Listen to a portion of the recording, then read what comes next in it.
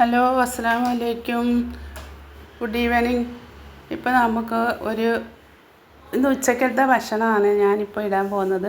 ഇപ്പോൾ നമുക്കൊരു കൂമ്പ്, വാഴയുടെ കൂമ്പ്, ഏത്ത വാഴൻ്റെ കൂമ്പ് കിട്ടിയിട്ടുണ്ടായിരുന്നു.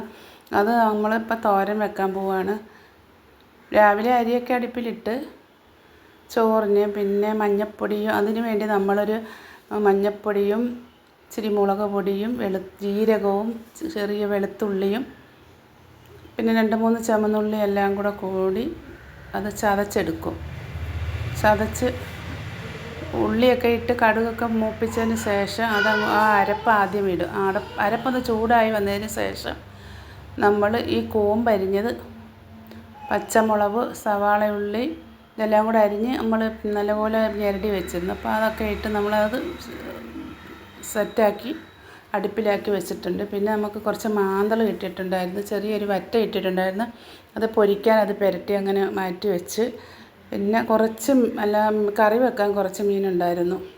ഈ വറ്റയുടെ മുള്ള് തലയെല്ലാം കൂടി അത് നമ്മൾ മുളകും മല്ലിയെല്ലാം വറുത്ത് തേങ്ങായും ചെറിയ ഉള്ളിയും ഉലുവായും എല്ലാം കൂടി ഇട്ട് അത് അരച്ച് കറി വെക്കാൻ വേണ്ടിയിട്ട് നമ്മൾ കറി അടുപ്പിൽ വെച്ച് കുറച്ച് പയർ പുഴുങ്ങിയിട്ട് ഈ കൂമ്പിനകത്ത് ചേർക്കും. ചെറിയ പയർ പുഴുങ്ങി അത് നമ്മൾ ആ കൂമ്പിനകത്ത് ചേർത്ത് അങ്ങനെ കൂമ്പ് തോരൻ സെറ്റാക്കി വെച്ച്. അങ്ങനെ അപ്പോഴത്തേക്കിന് മീനൊക്കെ കറിയൊക്കെ തിളച്ച് വന്നു.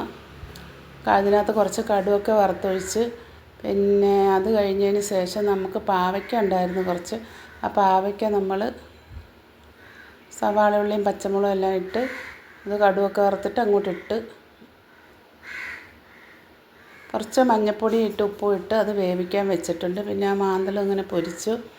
അത് പൊരിച്ചതിന് ശേഷം അപ്പോൾ തന്നെ ആദ്യമേ തന്നെ ഞാൻ പറയുക, എൻ്റെ ചാനൽ എല്ലാവരും സബ്സ്ക്രൈബ് ചെയ്യണം.